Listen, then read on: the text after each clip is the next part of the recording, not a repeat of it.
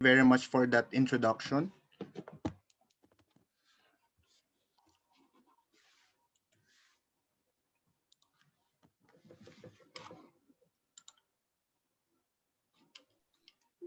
Okay. So today I will be presenting about the implications of land use and land use changes to water quality, its status, management, and policy development. Again, I am Franz Kevin Geronimo. I am currently a postdoctoral researcher here in South Korea in Kongju National University. So these are the parts of my presentation. So first I'll be discussing the introduction, urban, agricultural, and livestock land uses, the management strategies, policies about stormwater management in different countries, and its possible application in the Philippines. So what is land use and land use changes? So actually land use and land use changes refers to the conversion of or transition of the Earth's original surface by human, which is an important determinant of local, regional, or continental scale water cycle. So the modification of land use was actually driven by humans to improve livelihoods. However, nowadays, the rate, extent, and intensity of land use and land use changes are gone far greater than it was thousands of years ago. Now, part of this land use and land use changes is actually what we so-call urbanization. So what is urbanization? Urbanization is actually the transition of the inherent landscape to an extremely developed environment, increasing the impervious surfaces covered by buildings, rooftops, landscaping, transportation land use such as roads, highways, parking lots, and sidewalks, which we actually develop as civil engineers. So actually, urban environmental problems began when the population in urban areas increased. However, economic development and improved living standards have increased citizens' desire to live in a safer and clean urban environment. As urban environmental problems were caused by increase in population density and ecosystem degradation, so policymakers and experts actually introduced an excellent system to prevent urban flooding and created settlements with increased water treatment facilities and green spaces to maintain a clean environment. Now, if we actually thought of urbanization, what comes to my mind is actually this climate change. So, this slide shows the changes in temperature, no, in different parts of the world. So some of the effects of climate change actually include extreme weather conditions, air pollution, warmer or acidic and rising seas and oceans, and ecosystem instability and health risks. So sabi nila, yung climate change daw probably hindi naman daw nag-exist. But actually, climate change may be observed through rising temperatures and the occurrence of high intensity rainfall. So at this point, I want to highlight that urbanization and climate change are actually directly related because as we know, increasing the impervious surface of could actually worsen the increase in temperature and the effects of climate change such as yun nga yung sabi ko kanina, higher intensity rainfall, especially in the highly urbanized areas resulting to flooding. Now, these are actually the sustainable development goals by the United Nations. So among these sustainable development goals, actually five were connected to the care for the environment, specifically water, such as clean and water sanitation, sustainable cities and communities, climate action, life below water, and life on land. Now let's talk about the status of different types of land uses in uh, South Korea and in the Philippines. So this is actually this slide actually shows the surface imperviousness of different cities and provinces here in South Korea. So South Korea's urbanization rate has been steadily increasing since 1970s, reaching almost 80% with observation of rapid increase from the year 2000. Urban development in Korea began in 1960s alongside industrialization and economic development policies. So as you can see in this graph, yung Seoul actually has the highest surface imperviousness, which is actually amounting to 54%. And among the others, yung Busan City, Gwangju, Daegu, these are actually the um, the special cities here in South Korea. Now, ano naman ngayon kung matataas yung surface imperviousness, ano bang implication nito dun sa water quality natin? Actually, during storm events, meron pong special or high amount of pollution which can actually be washed off during storm events, and these are actually some of those. So this slide shows the different event mean concentrations from different transportation land uses here in South Korea. So RO refers to road, PL is parking lots, RPL is roads and parking lots, and then RD are actually roof deck. So as you can see here, among all the, so these are actually different parameters, no? Suspended solids, BOD, COD, total nitrogen, total phosphorus, and heavy metals. As you can see here, among the different types of catchment area, yung highest concentration could actually be observed from roads because of the transportation activities, whereas yung lowest naman could actually be found in roof deck, which implies na baka pwede pala nating i-reuse yung mga water or yung stormwater runoff natin na nanggagaling dun sa roof deck. Now, paano naman sa Pilipinas? So this is actually from a document from World Bank. So alam nyo ba, or did you know that in the Philippines, the percentage of impervious area is just ranging from 2 to 21% according to this part. 2 to 21% lang. Yet, we are actually experiencing a lot of flooding, especially during typhoons, which highlights the need for us to actually consider rebuilding our sewer systems and applying other management options in the Philippines. Now let's proceed to agricultural areas and livestock areas. So this slide actually shows the agricultural and livestock areas here in South Korea. So this one actually shows the total fertilizer consumption, while this one is the agricultural production versus the fertilizer consumption per area. While this one actually shows the number of livestock in thousands, so except for poultry. So World Bank reported that 17.4 of the total land of South Korea is actually dedicated to agricultural activities. Siguro nakakain na kayo ng samgyupsal, no? So sa samgyupsal lagi silang naglalagay ng lettuce, kailangan nila ng lettuce. So doon nila binabalot, and then same thing, no? Yung samgyupsal natin or yung beef naman na niluluto natin is actually from this agricultural and livestock industries. Now, ano ngayon yung implication nito? Actually, when we are doing some agricultural activities, I want you to know that we are actually using some fertilizers. And for the livestock areas as well, malaki po yung percentage ng pollutants na nanggagaling dito sa dalawang industries na to. Meaning, na dito kasi sa South Korea, they are actually trying to manage all the wastewater that are coming from agricultural land uses and livestock areas. How about in the Philippines? So in the Philippines, while the agricultural areas continue to increase from 25% to less than 45% of the total volume of production of livestock, the total volume of production of livestock did not significantly increase. So makikita nyo dito from 2015 to 2019. However, the management of wastewater from these livestock and agricultural areas were not really clear and do not have any related policies up to present. Now let's see ano nga ba yung implication kung hindi nga na ma-manage ng maayos itong mga to. So this slide actually shows two examples of two streams and the contribution of non-point source pollution to this stream. So these are actually from Jeonju stream here in South Korea and Icheon stream. As you can see here, so greater than 70% pala yung pollutant concentration na nai-add up ng mga iba't ibang klaseng land uses dun sa ating streams. Which is why the Korean government actually decided for them to have a management strategies for this one. Also, so this slide actually shows the water quality status of the 4 major rivers here in South Korea.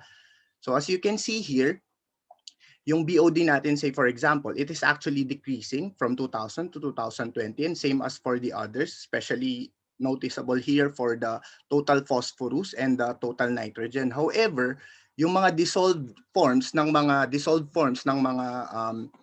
pollutant na to did not actually significantly decreases. So that is the reason why they are continuously trying to do some management strategies. Now, ano ngayon yung mga management strategies na ina-apply hindi lang dito sa South Korea but all over the world? These are actually green infrastructures. So say for example, we actually wanted to change those planter boxes from just traditional planter boxes to infiltration planter, allowing all the stormwater to pass through these green infrastructures para may treatment process na nagaganap. Ano pa, say for example, itong mga landscape features natin na mga road islands, we can actually turn them into bioretention systems. Next, these traditional roof decks, we can actually change them into green roofs. And then these traditional concrete blocks and pavement, we can actually try to improve them and allow them to be permeable blocks and pavement para magkaroon ng infiltration dun sa ating ground. And then, next are yung traditional na sidewalk tree boxes natin. We can actually change them into tree box filters to allow stormwater runoff to have treatment process or to undergo treatment process as well. Next, the wastewater treatment plants can actually be turned into recreational and multi-purpose facilities. So yung traditional na wastewater treatment plants natin, sa ngayon, I think sa Philippines are actually off limits sa mga tao, sa mga Pilipino, but sa ibang bansa kasi ginagawa na tong recreational and multi-purpose facility. So usually yung wastewater treatment plants are already located underground, and then yung taas ng mga wastewater treatment plants natin parang ginagawa na siyang recreational and multi-purpose facilities. Now, yung sinasabi ko kanina na mga stormwater nature-based solutions or green infrastructures, how do they actually function? So usually, ito po yung kung paano siya nagpa-function. So during storm events, yung stormwater runoff natin from an impervious catchment will actually be directed to an LID system or nature-based solution. Now, what are the functions of these nature-based solutions? So this nature-based solution are actually allowing different mechanisms such as yung filtration and detention ng stormwater runoff natin, thereby allowing yung peak flow mitigation na nagkakos actually ng flash floods sa urban environment. Apart from that, we are actually allowing groundwater recharge as well, and then sometimes tinatry natin since nag-undergo na siya ng treatment process, we are actually allowing this stormwater to have potential reuse in the future. So apart from this, meron pa pong ibang environmental positive effects such as yung phytoremediation and bioremediation ng potential ng system, which means yung phytoremediation is actually yung plant ina-uptake po niya yung ibang pollutants, while yung bioremediation naman po, we are allowing microorganisms to treat these pollutants or to eat these pollutants. Tapos, yung CO2 reduction potential of the plants will actually increase as well, and then mape-prevent din natin yung urban heat island.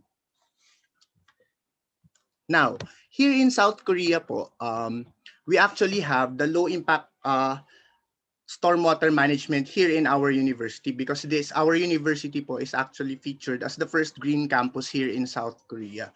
So we have different management strategies na ito po yung part ng research ko, which is yung mga green infrastructures including bioretention, rain gardens, infiltration trenches, tapos yung mga permeable pavement din po. Nag-aaral din po kami ng mga wetlands, pati mga tree box filters.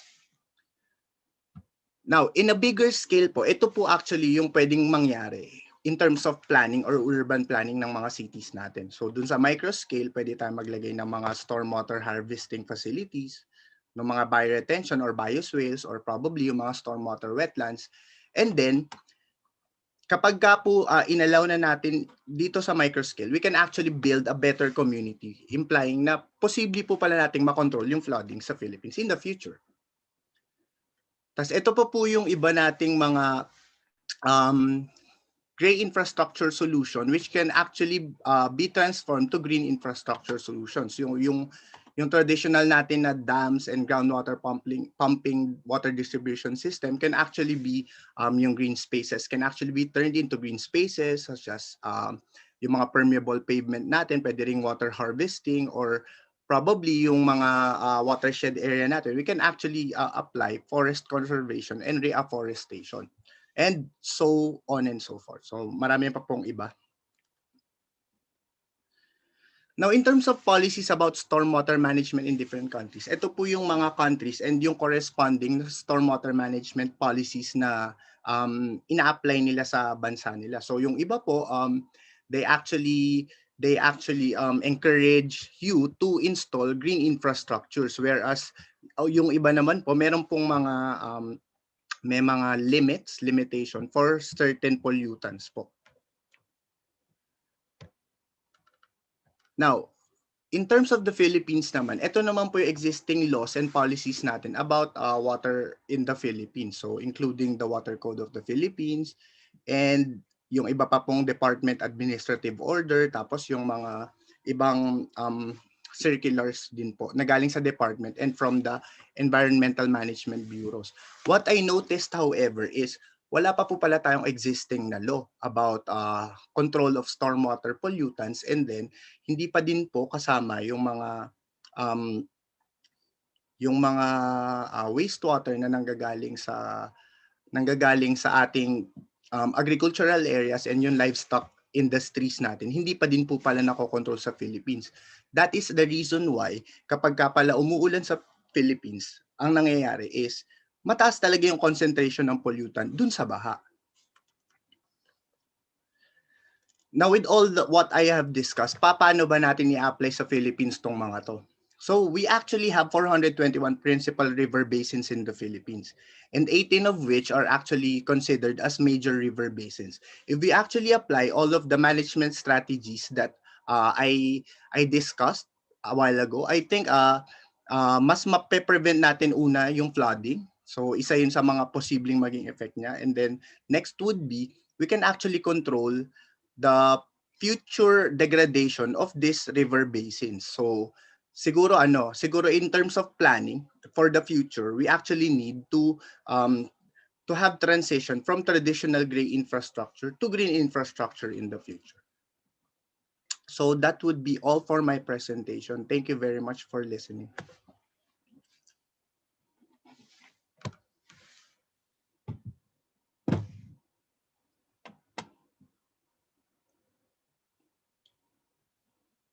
May mga questions po ba?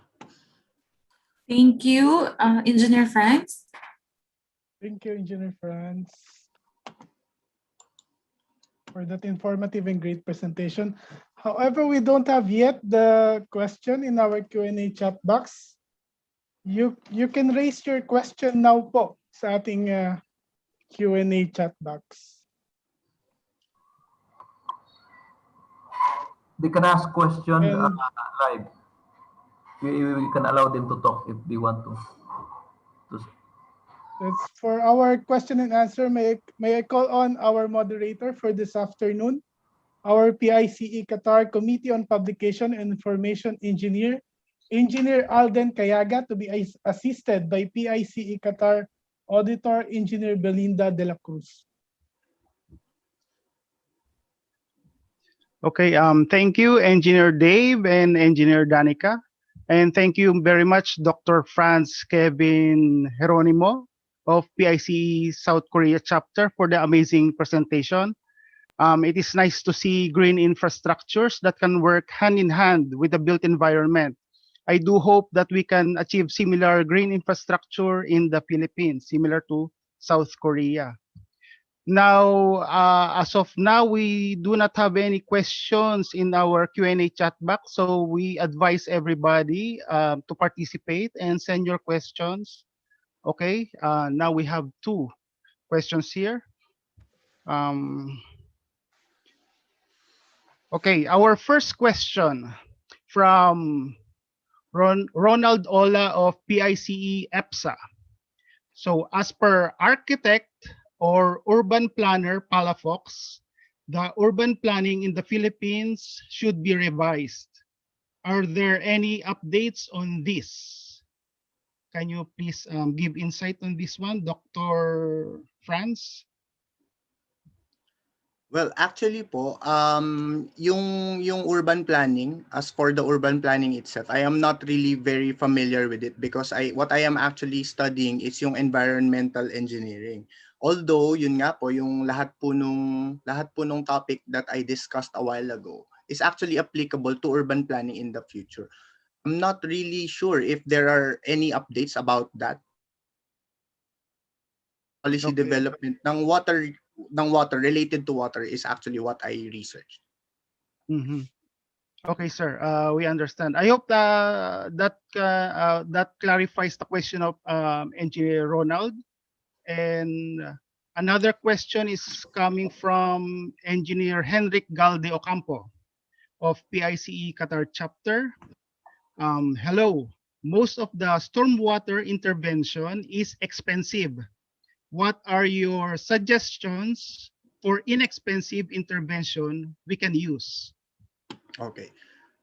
Okay, so yung for that question po, as I have mentioned earlier, there are actually different green infrastructures that we can actually develop. So yung usual, kagaya nga po nung nabanggit ko kanina, no, yung usual na tree boxes natin on the sidewalks, it can actually turn to stormwater intervention by just having an opening. A small opening could actually help us to have stormwater intervention. However, at present, application of I think the Philippines right now is far from the problem in the Philippines right now is actually far from just mere controlling stormwater, because what I see is we actually have some problems with the sewer systems and how we are actually managing the wastewater itself. So both of those, if we are actually able to focus on those two aspects, probably in the future we can actually have the stormwater intervention as well, and thereby yung application of these green infrastructures would definitely be very easy.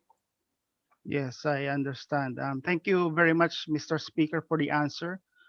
For the next question, my assistant, Engineer Belinda, will read the next questions. Engineer Belinda.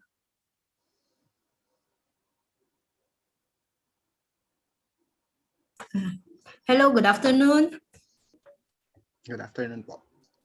The next question is coming from Ms. Melissa Orteguera of PICE Qatar.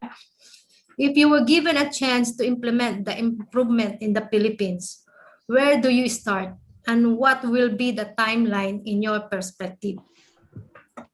Okay. So, okay.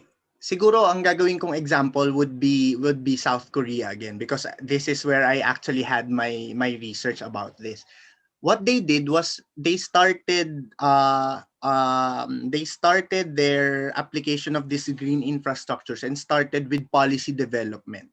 So for me, I think policy is actually one of the most important things that we should actually consider in having in having the improvement. So if we actually learn how to first, we have to encourage all of our policymakers to actually take a look at the existing policies. Are we actually considering every aspects that we should be considering?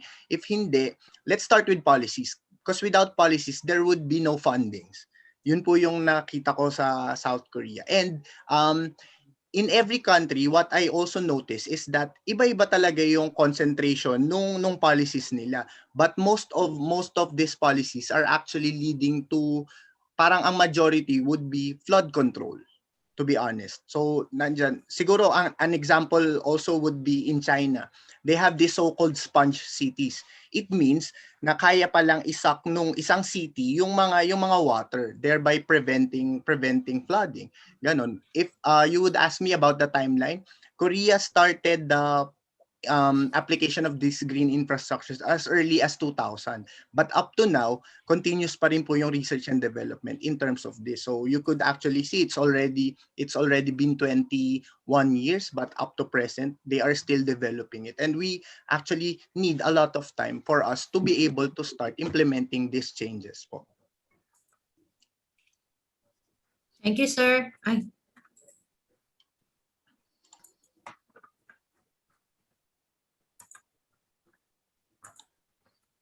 Thank you, sir. Thank you din po, ma'am. Sir Alden, for the next question. Okay. Actually, let me add to the reply of our speaker. Actually, we already have the laws in the Philippines. The problem is actually implementing these laws with regards to this may kinalam sa water system natin. So let me read another question from Engineer Giancarlo Serrano. Hindi nakalagay ko ano yung chapter, but I will read it anyway. Increasing challenges now by structural engineers is to limit carbon footprint of any structural members by challenging the loads to be applied in reality. How do you see this approach going forward bakit ito? In structural engineering? I believe this is not related to your topic. But maybe you can just discuss with regards to limiting the carbon footprint with regards to your presentation, Doc Franz. Sige po. In terms of limiting the carbon footprints po, I think with regards to the structural engineering field naman dun sa part ng carbon footprint, siguro I would suggest that we actually use, there are actually in every country right now, they are actually developing different materials, structural materials, which are actually releasing less carbon or making use of less carbon. I think by utilizing all of those materials, say for example po siguro in terms of pavement right now, I think meron pong mga dinedevelop na pavement ngayon na less yung carbon footprint compared to the usual na concrete for roads and parking lots. So probably you could actually make use of those, and moving forward I'm pretty sure na kasi right now hindi pa natin nakikita yung heaviness, yung weight ng not considering the effects of urban development or urbanization to mere development, kasi we are civil engineers, we are actually meant to develop, but by considering more of the environmental aspect of this urban development, I'm pretty sure na in the future we would have more sustainable development. Okay, thank you for that wonderful explanation, Doc Franz. Another question coming from PICE Qatar chapter from Engineer Israel Ponce.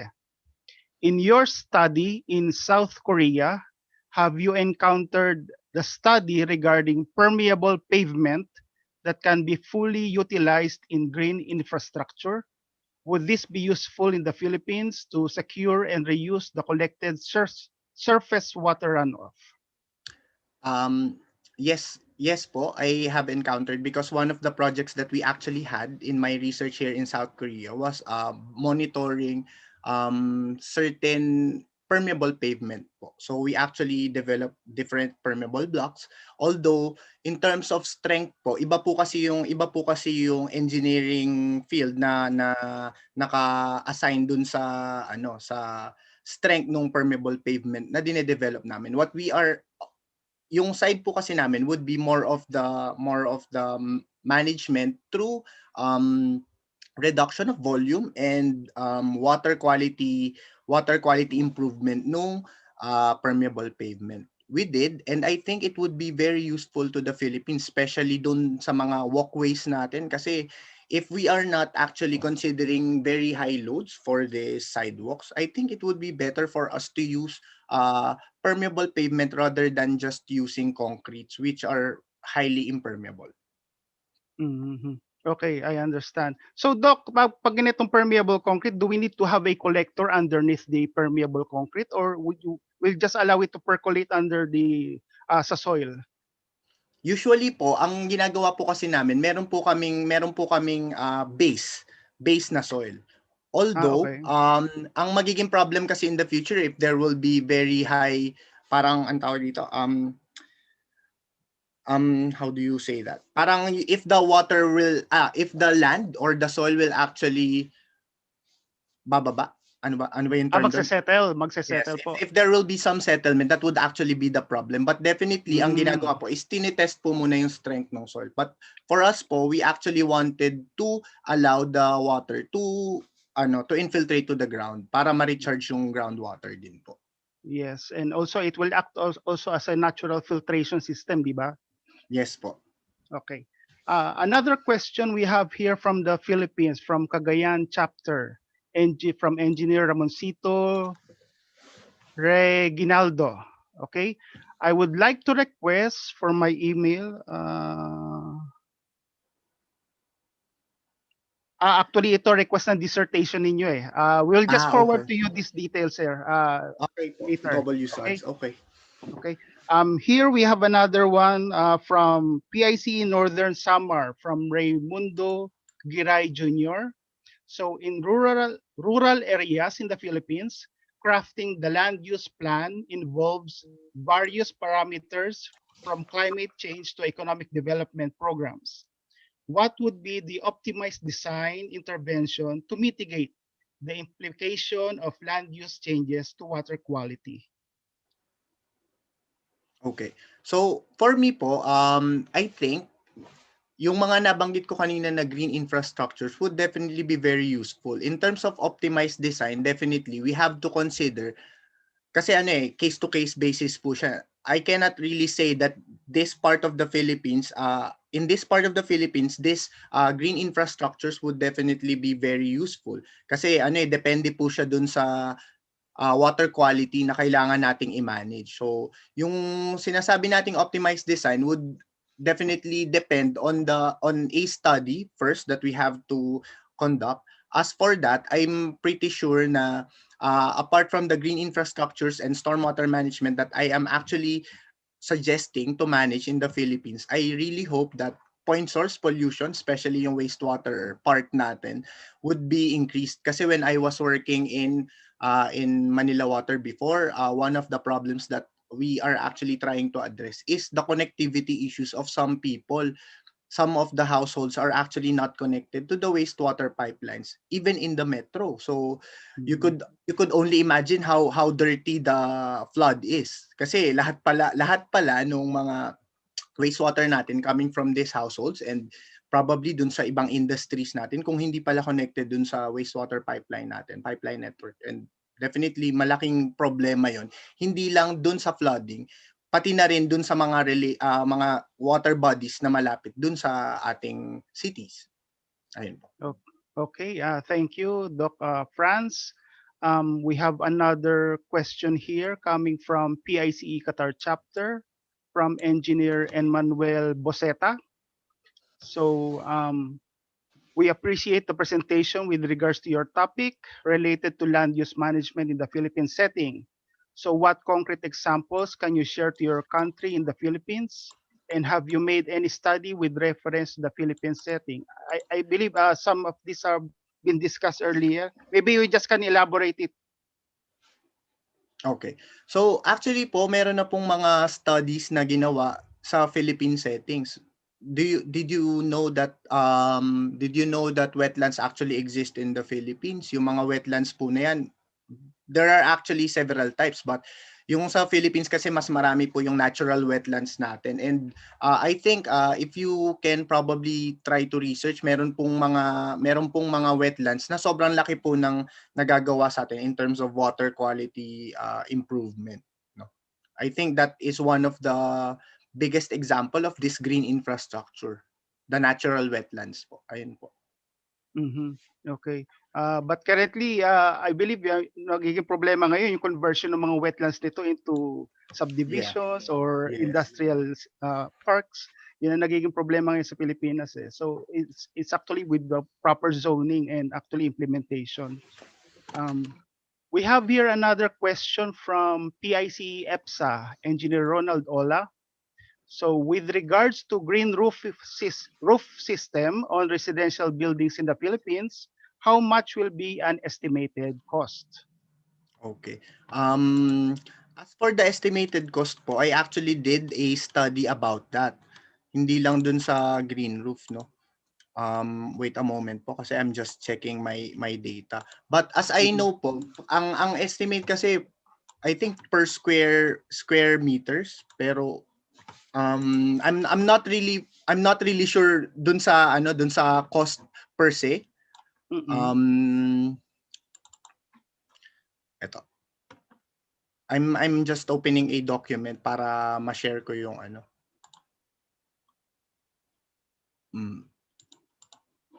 Okay.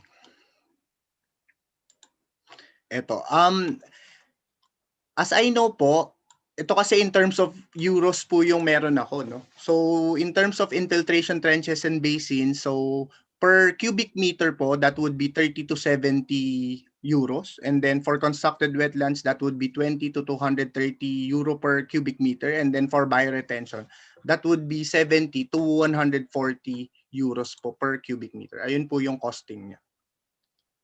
Yun po yung meron ako as of the moment. Okay, okay. But that already, maybe that already includes the infrastructure and all the Yes. required Yes po. facilities, ano po? Yes Okay. po. Okay. We have here another question from PICE Qatar chapter, Engineer Henrik Galde Ocampo, which is, I believe, nasa Pilipinas siya ngayon. What policies the Philippines need to include when they change the existing one?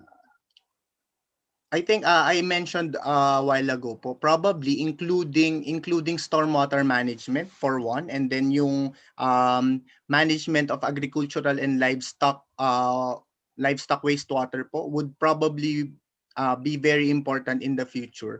And then syempre yung connectivity din po ng mga households natin dun sa wastewater pipelines or networks natin, especially in the metro, would definitely create a huge impact to the Philippines, I think, in terms of wastewater management. Okay, sir. Thank you for that answer. Another one from Engineer Harold Castro of PIC Qatar chapter as well. What do you think we can do to encourage the government and private sector to implement or consider green infrastructures, let's say in the case of the Philippines? Okay.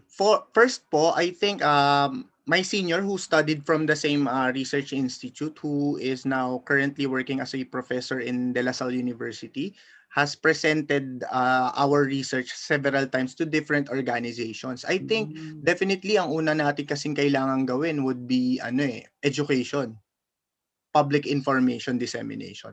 If the people actually don't know that this problem would pose a risk on our future, syempre hindi naman sila makakapag-create nung mga policies, or they cannot actually suggest us to have these policies and include these policies in our government policies, syempre. Ayun po. I think education and public dissemination, information dissemination would definitely be the first thing that we should actually be implementing. Yes, yes, yes. I agree with your answer, Dr. Franz. We have another one here from Engineer Fredel de Vera from PIC EPSA. So natural disasters are on the rise. Hundreds of floods, storms, droughts have left people dead and billions injured or homeless around the world. And it is often the poor that suffer the most from these shocks. As engineers, how can we consider the design resilient and sustainable homes that both reduce the risk of damage and enable rapid reconstruction following a disaster, especially for the poor? Okay. Siguro po ito po yung isang magandang example on why I was actually suggesting for us to have or to change our current sewer networks in Metro Manila, especially. Here in South Korea, I discussed earlier about 54% po yung impermeable surface cover ng Seoul. Pero nung binanggit ko po yung sa Philippines, I think up to 20+% lang even in Metro Manila.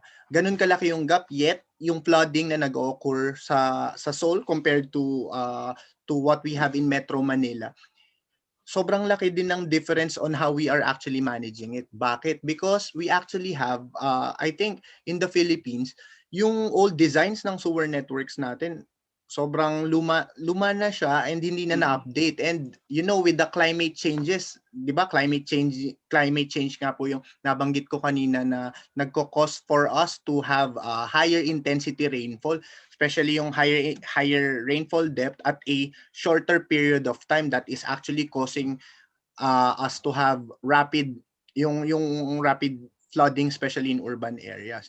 Now, Yes. if you are gonna ask me, before all of these homes, yung sinasabi natin, resilient home, sustainable homes, I think yan kasi it actually depends on how much these families have, di ba? For them to be able to create this resilient and sustainable homes. But more than that, I think the government is the one in charge of having proper sewer network. May it be combined or yung separate sewer network natin. I think an improvement or yung updating ng designs man lang siguro would be needed first, I think. Okay. Thank you for that answer, Doc. Another one from Just for an from email. okay. Actually, this is the last question in our list from Engineer Emmanuel German Boseta from PICE Qatar chapter. So, what are your significant contribution in your country in the Philippines as a doctor in your field of expertise related to implications of land use and land use changes to water quality status, management, and policy?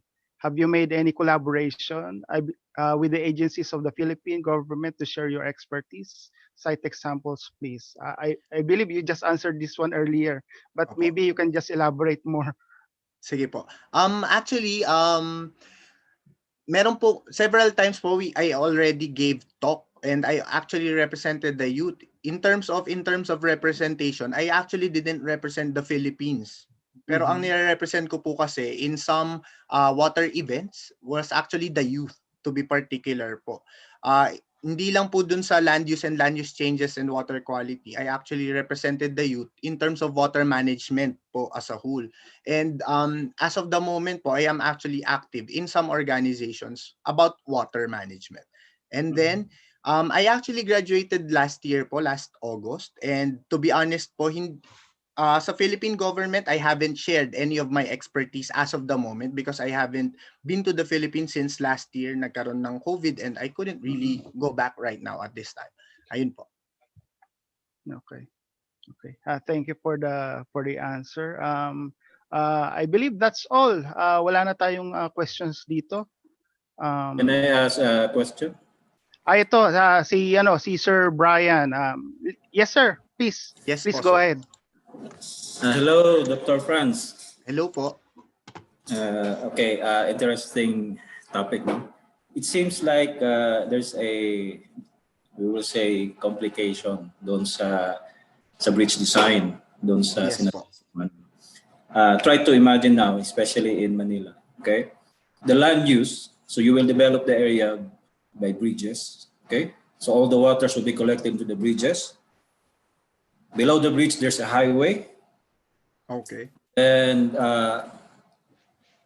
for the residential, okay, we can control that. But for the highways, did you encounter a study about this one? Because I'm also thinking that maybe doing multiple bridges, especially for the high speed, or not only for the high speed, especially for the vehicular bridges. Of course, you will increase the concrete structures above and at the ground level. And the structure should be, you need to apply the geotechnical, you need to apply the structural, so meaning all the waters, there's no more infiltration. So isa din to sa mga problema na nakikita ko as I listen to your presentation. Did you encounter and can you advise us how we can at least mitigate this? Okay. Sir, what they have here in South Korea po, siguro ito din yung isa pang magandang example, is hindi po, di ba po, ang bridge natin is at the top of another highway, if I'm not mistaken. Tama po ba yung pagkakaintindi ko? Yes, ang ginagawa po nila is they are redirecting all the water that may result to flooding here to a facility at the bottom. So, nire-redirect po nila. That's how they design it here. Ayun po.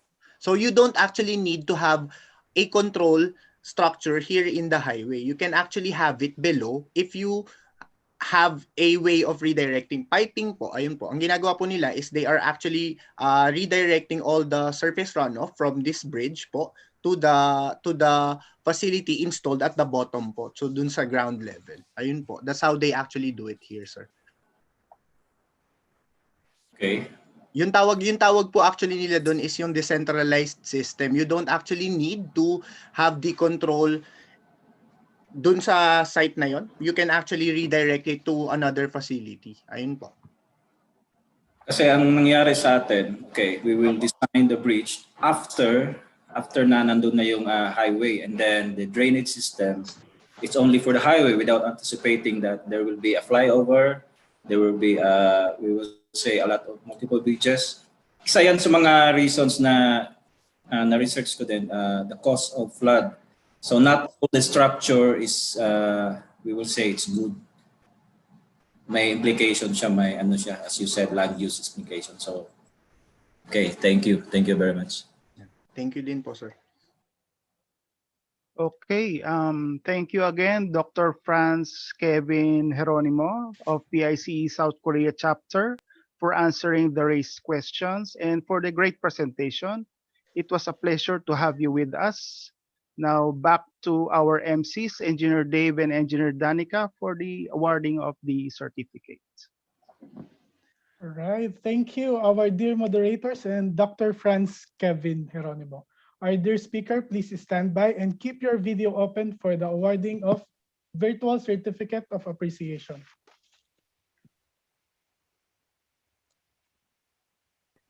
Philippine Institute of Civil Engineers, Qatar Chapter, International Charter I-03, in collaboration with international chapters, Certificate of Appreciation is hereby awarded to Engineer Franz Kevin F. Geronimo in grateful acknowledgement of the invaluable service as a resource speaker during the conduct of the first collaboration webinar with PICE international chapters held on 14th May 2021 with the theme Unity Amidst the Pandemic Through Technical Collaboration and International Partnerships. Signed, Engineer Oshford Acera, PICE Qatar COCPA Chairman. Yours truly, Engineer Dave G. Sanchez, PICE Qatar Chapter Secretary.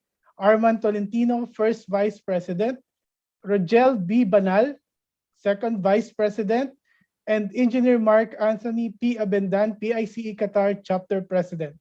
Once again, thank you, Engineer Franz. Thank you po.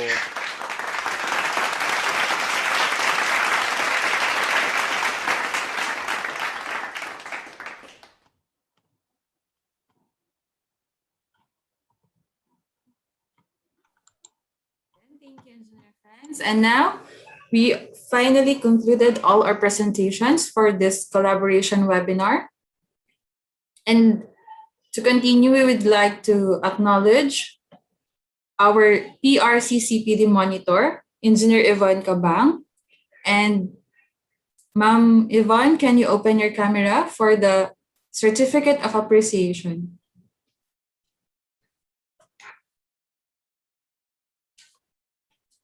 Okay. Philippine Institute of Civil Engineers, Qatar Chapter, International Charter I-03, in collaboration with international chapters.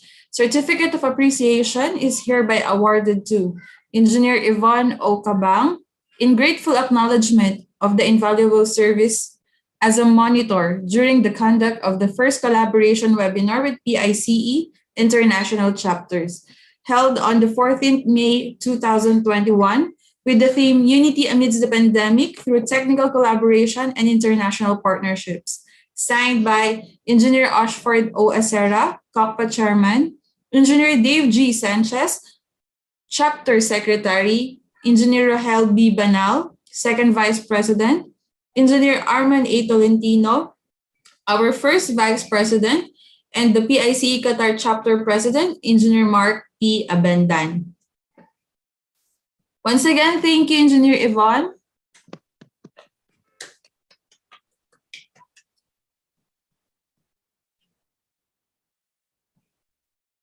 Okay. And now to officially close.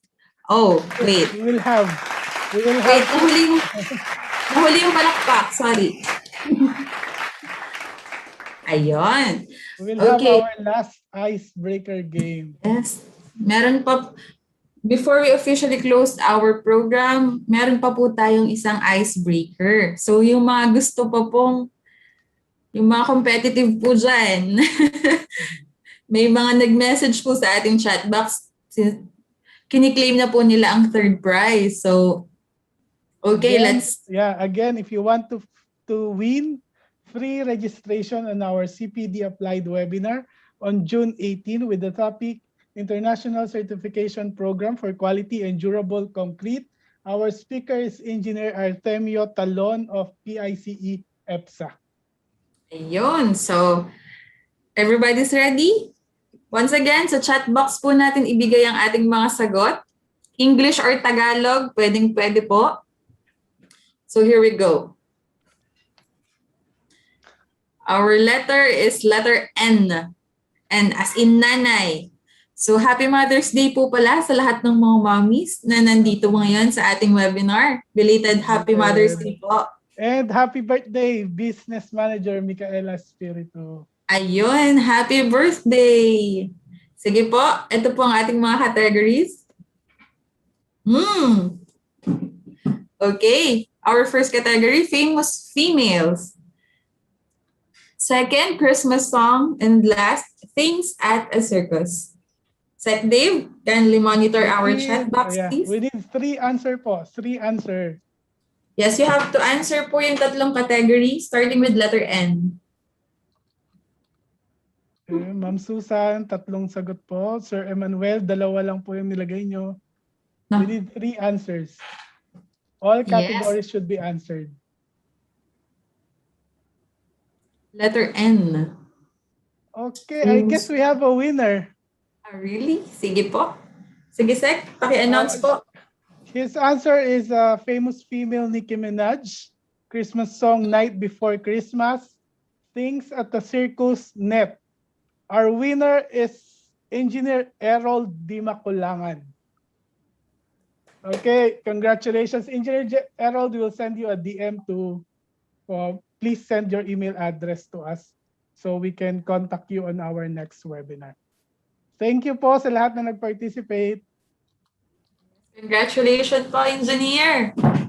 And now to officially close our 2-day webinar collaboration with international chapters, may I call on PICE Qatar First Vice President, Engineer Arman A. Tolentino, for our closing remarks. Sir? Hello? Am I audible? Yes, sir. Okay. Thank you, MC. Good morning, good afternoon, and good evening to all of you. Finally, we have come to an end of our 2 days collaboration webinar titled Unity Amidst the Pandemic Through Technical Collaborations and International Partnership. Hopefully, you have learned a lot from our expert speaker, Engineer Jolibert Gargar from EFSA, our very own Eduardo Francisco from Qatar, Engineer Leilani Corrales of UAE, Engineer Eugene Toralba from Kuwait, Engineer Nanette Maxwell from USA, Engineer Brian Bachinilla from Riyadh, and Engineer Franz Kevin Geronimo from South Korea, who untiringly shared their time and expertise on different aspects of civil engineering. Thank you very much, sir, ma'am. Thank you very much to all international chapters and chapter presidents who participated in this event. And to our national chapter, thank you, Dr. Suero, for gracing this event. Truly, this shows our unity amongst this pandemic.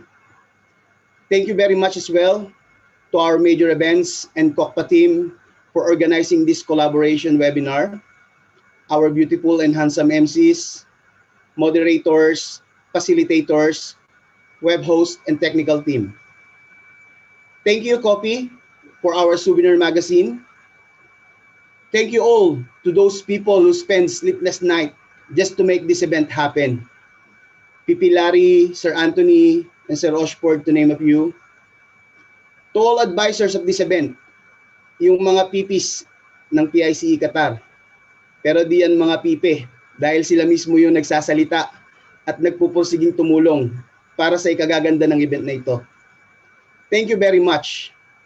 And most of all, thank you all for attending this first ever International Collaboration Webinar.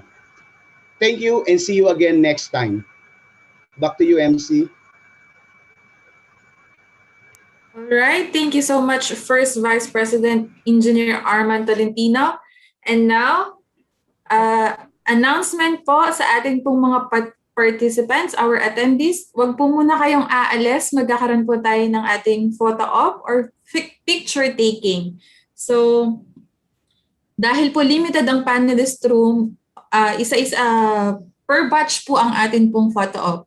So, once again, we would like to say thank you and have a great day to all. Once again, this is your host, Engineer Danica.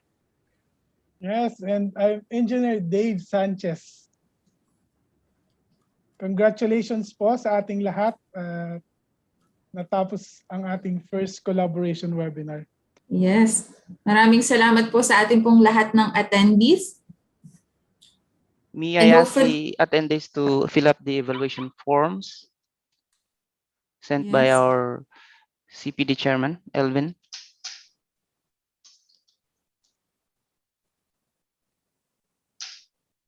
Sa lahat po ng participants, we will transfer po sa panelist room para maka-join po kayo sa photo opportunity. Ayun po. Sa lahat po ng mga nasa panelist room, please open po ang inyong pong mga webcam para po sa ating picture taking. Engineer Errol D. Makulangan, pasend po ng email address niyo sa ating chat box para makontakt namin kayo.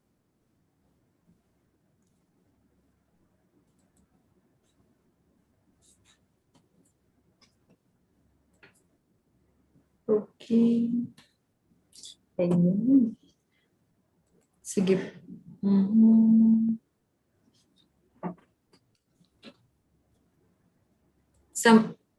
Once again po, sa mga nasa panelist room po, kindly open your cameras para po sa ating pong picture taking.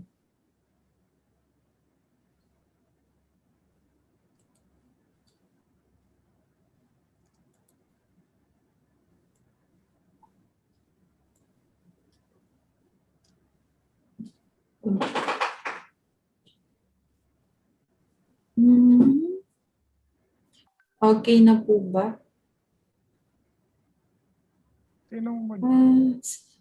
First VP, sino po ang ating pong photographer para po sa ating... Okay, I will take the picture. We'll have 3 frames, no? First frame, lahat ay naka-on. Mr. Elpidio Alia, you're driving, not allowed po. Please close your camera. Stop your camera while driving po. Bawal. Or mag-parking po. Mag-park po. Safety first po ang ating iniisip. Okay, 1, 2, 3, smile. Second group.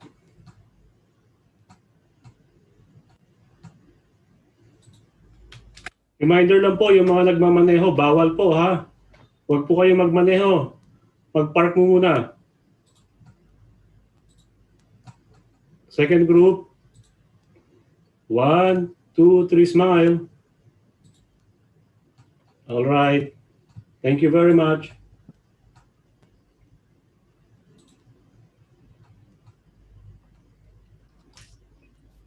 Next group po.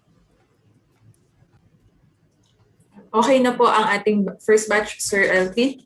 Yes, mag-transfer po ulit tayo. Yung mga tapos na po, pwedeng mag-exit.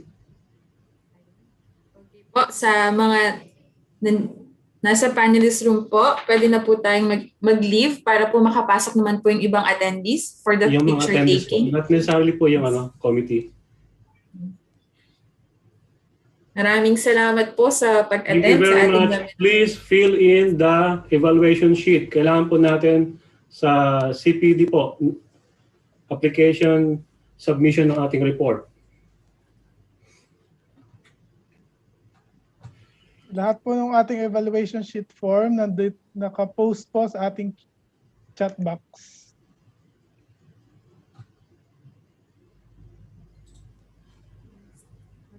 Happy Eid Mubarak po sa lahat. Enjoy the Yes. holiday in Middle East.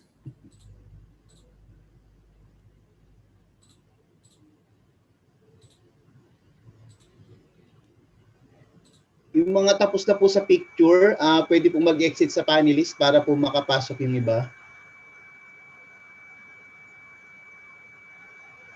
Yung mga nagda-drive po, park muna. May nakikita pa rin ako nagda-drive.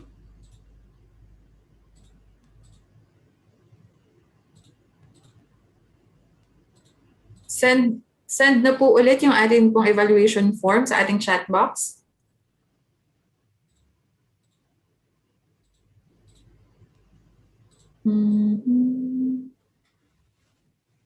Sa lahat ng nasa panelist room, you can open na po your video.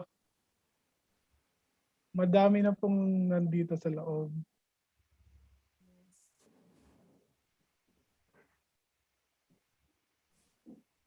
Sir, paki-remove yung yung naka-share na Yung FB Live. Mamaya na lang, Sir Anthony.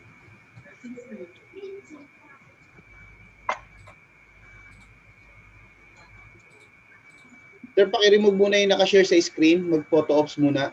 Thank you. Ano na po siya, sir. Pakipindot na lang po yung gallery view para po bumalik sa dating screen format. Sir Denver Regidor, you are driving, sir.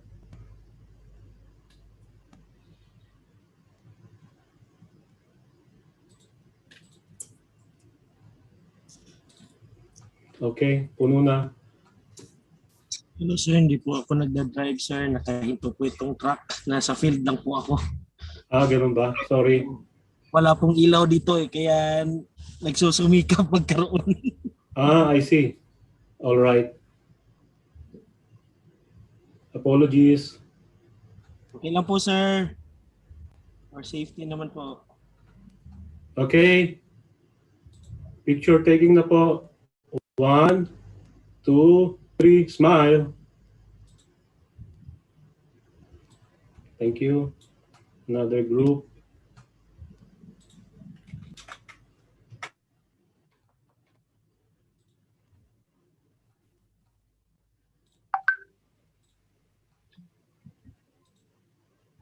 Again, 1, 2, 3, smile. Thank you. May 53 pa sa sa kabilang room. So may isang group pa tayo.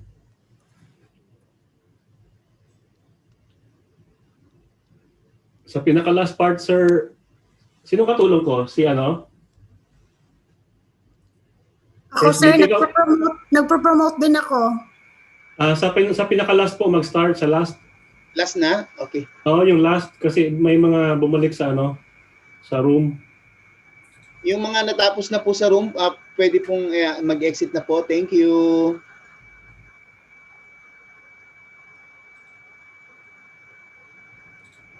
Thank you po lahat sa mga speakers at sa mga naghirap para matuloy po. Sa susunod po. Maraming salamat din, sir.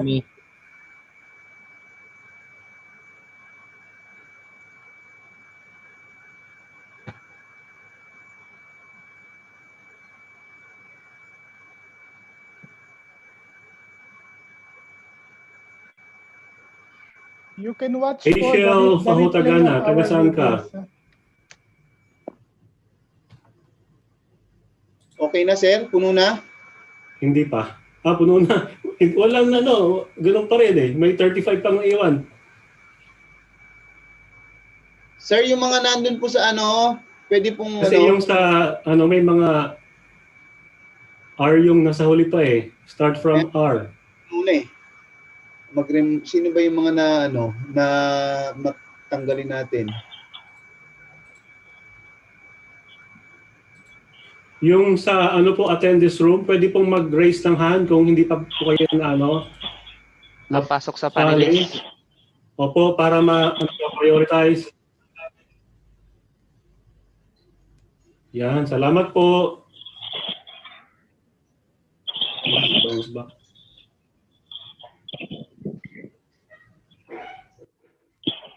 Yung replay Sige. videos po ng ating webinar, mapapanood nyo sa PICE Qatar Facebook and YouTube channel. Naka-post din yung link dito sa ating chat room. Maximum na uli. Para Okay. sa mga nagtatanong. Maximum na ulit. So, kunti na lang yung nag-raise hand. 26 na lang yung hindi pa nasali. 7 na lang, 7. So, okay, picture tayo. 1, 2, 3, smile. Yan, thank you so much. Okay. Another group.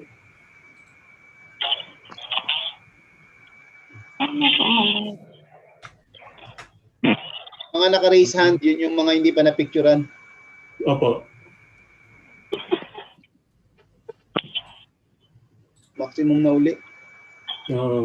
Teka lang sir, wag mo munang palitan. Okay. Okay, smile. 1, 2.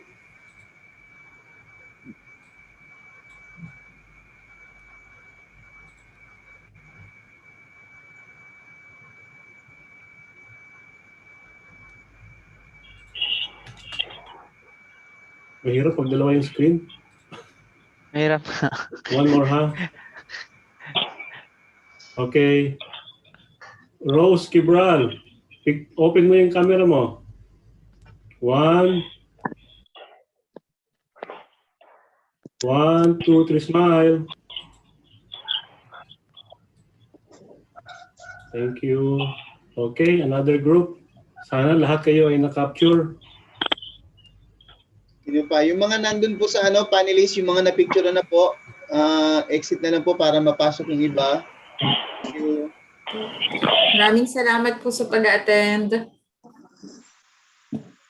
See you next time.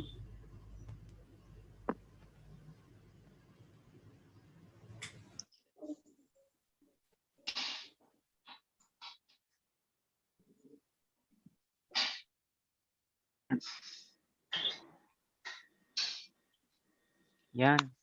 Ayan. Isa na lang, si Rolando Velasco. Okay. Ayun. Okay, last ito. Sa mga taga-Korea, nandiyan pa ba kayo? Mga magaganda at gwapo from Korea.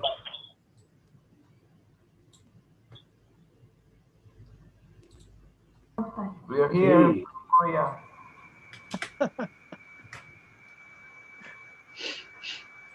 Okay, one more. Last na to.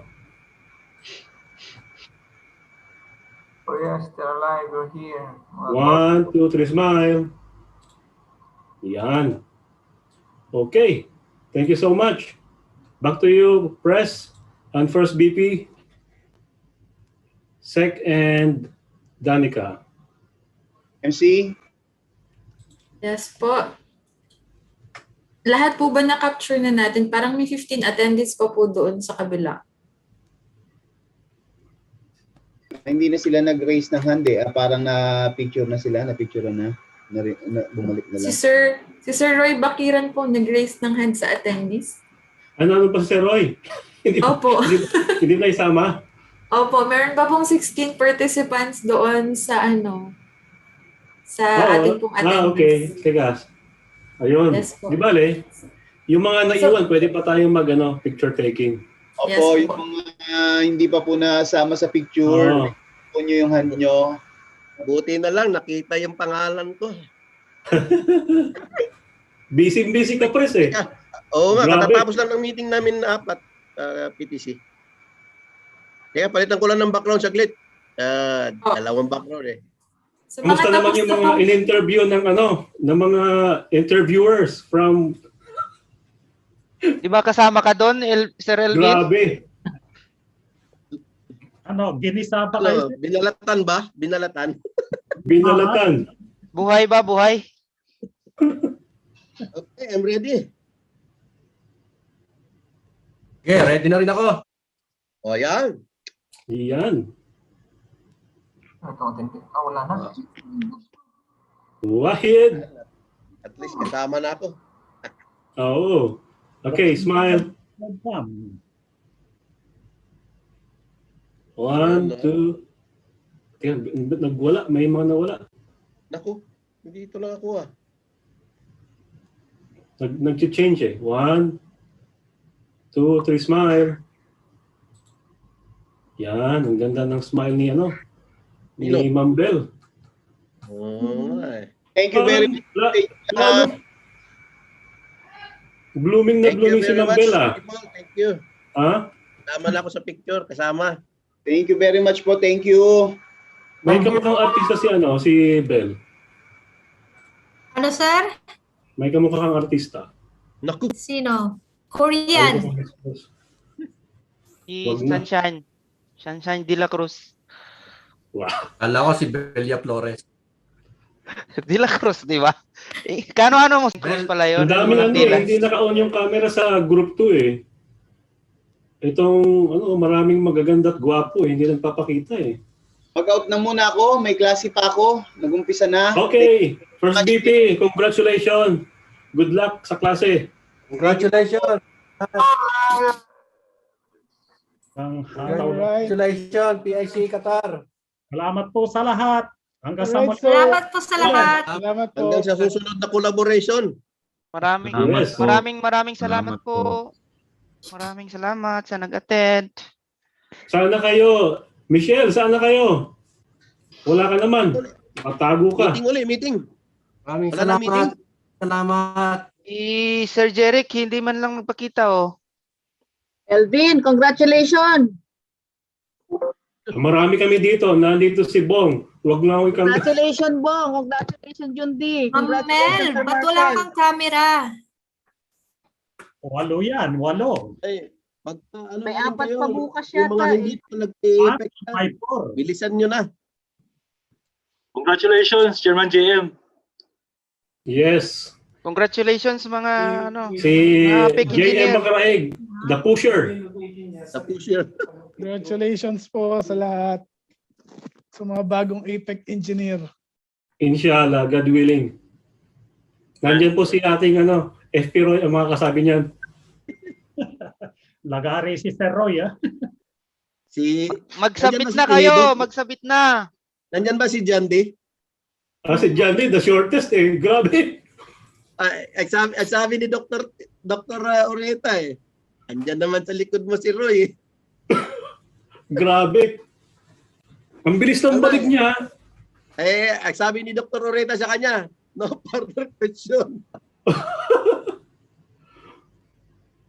Kaya tama yung presentations talaga. Mag-ano sa presentations kung paano mo siya pinresent. Pero saludo nandiyan na si Michelle. Sino pa yung kasama? Oh. Meron pa may 79 pa oh. Oh. Out ko pala si Engineer Michael Repumenta. Pare, saan ngayon? Sir Mark, kamusta? Okay lang. Curry and Brown. Abu Dhabi. Abu Dhabi. Curry and Brown, ha? Galing na rin. Si Sir Rico de la Rosa, straight from USA.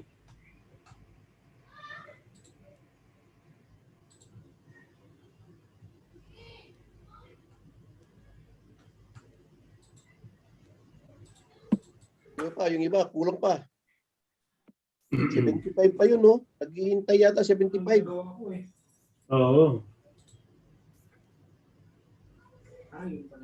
Sige, 1. Ito, marami na tayo. Michelle, open ka ng camera. Si Mel, wala pa. Hindi ko Saan siya? Yan, Okay. si Mel. 1, si Mr. Engineer Adonar Gourmet, mukhang nagda-drive eh. Or nakasakay siya, pasahero. 1, 2, 3, smile. Yan.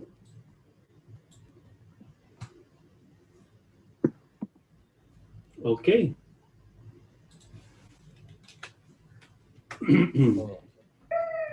Kunti pa, So, kunti pa. congratulations. Matutulog muna kami.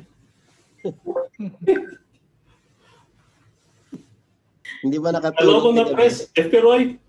Oo. Inardel ko talaga yung slides ko. Na-receive ko yung PowerPoint mo. Late na rin eh. Kaya ko tiningnan eh. Nag-trim down pa ako. Kailan yung result doon, Press Roy? Yung result? Dalawa pa lang account ko, no? Actually, sabi nga ni Tracy kanina eh, it's just a matter of formalization na lang naman pagka dumaan ka na sa interview. Pero they are nasa dulo pa ng mga ballpen namin kasi hindi pa tapos yung evaluation. We have 2 evaluations kasi sa dokumento. Pre and final. So plus yung interview. So almost done na sila. After the interview, yun na lang yung final namin assessment and then evaluation. Pero magagaling yung interviewer, lahat magagaling. Kaya kayong pursigihin niyo na yung mga nasa Pilipinas, yung nasa UAE diyan. Yung mga hindi pa nag-a-apply ng APEC, gawan nyo na ng paraan. Agree. At pinag-uusapan na rin sa PRC yung yung specialization.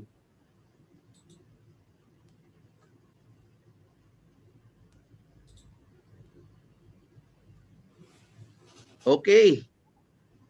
Kala ko may maabutan pa akong speaker ngayong hapon, wala na pala. Ang daming speaker doon, press, sa interview, 5. Bukas uli 5, 4 ng Qatar, 1 Saudi. Wow. Hindi pala naubos ngayon. First batch lang. Yun. Sa 8 kayo. Sa 8 ng Qatar, tapos na yung 4. Ang first 4, ako, si Jundi, si Marcelino Hone, tsaka si Bongbong, si Rolando.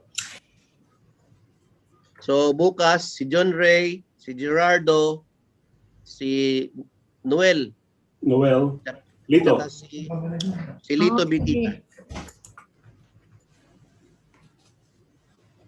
Okay, thank you. Okay, thank you very much.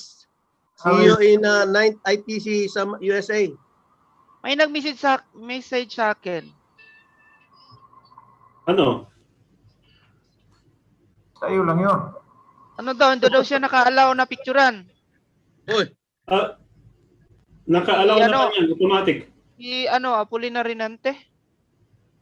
Apolina Rinante. Automatic man yan. Baka hindi nakalipat dito sa picturean. Hindi daw siya na-promote. Hindi siya na-promote? Wala na siya dito eh. Wala na ba? Pero may isang hidden. Sino kaya to? May isa pang attendee eh. Hindi daw siya na-allow makasama sa picture. Hindi nakaalis. Wala sir lumalabas dun sa isang attendee sa kabilang Oo, hindi lumalabas eh. Pero may dalawa. Ayun. Ay, Afable. Si Jan Afable.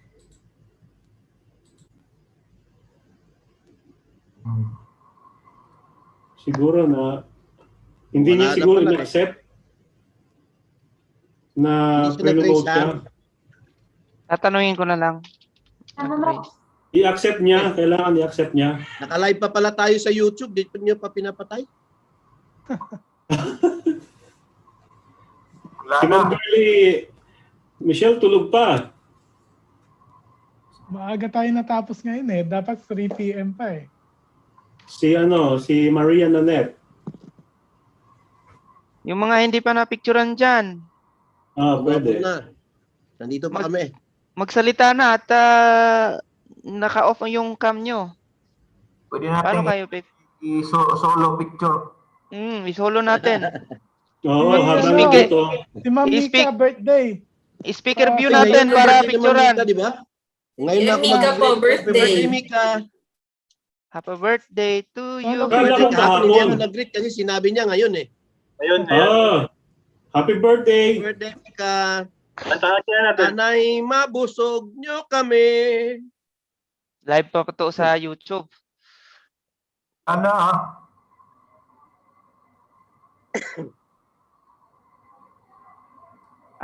Nawala na daw siya. Nag-thank you lang Nag-raise po naman, ako, hindi naman nag-raise daw nagpakita. siya pero nawala daw pag nang dinivert ako. So, okay. I think that concludes our Thank you webinar. very much and congratulations sa lahat. Happy Well done. holidays sa lahat. Nakarating hanggang Congrats to Pilipinas. all. Ang Congrats, galing daw press. natin. Marky, Nakarating well hanggang done. Pilipinas. Magkano kagaling Ganda. ang PICE Qatar daw. Grabe. Nauuna na naman kayo. Very lively compared to national seminar.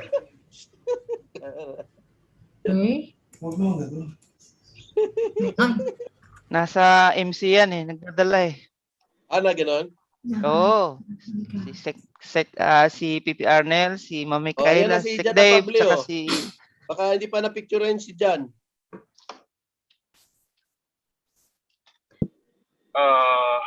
Yan, yun o. Oh. Yan na. Ayan na, picturean mo na kasi nandyan na si Jan, oh. Nagdadrive yata si Jan eh. Hindi. Sige sir, okay. Pwede. Ayan, pwede na.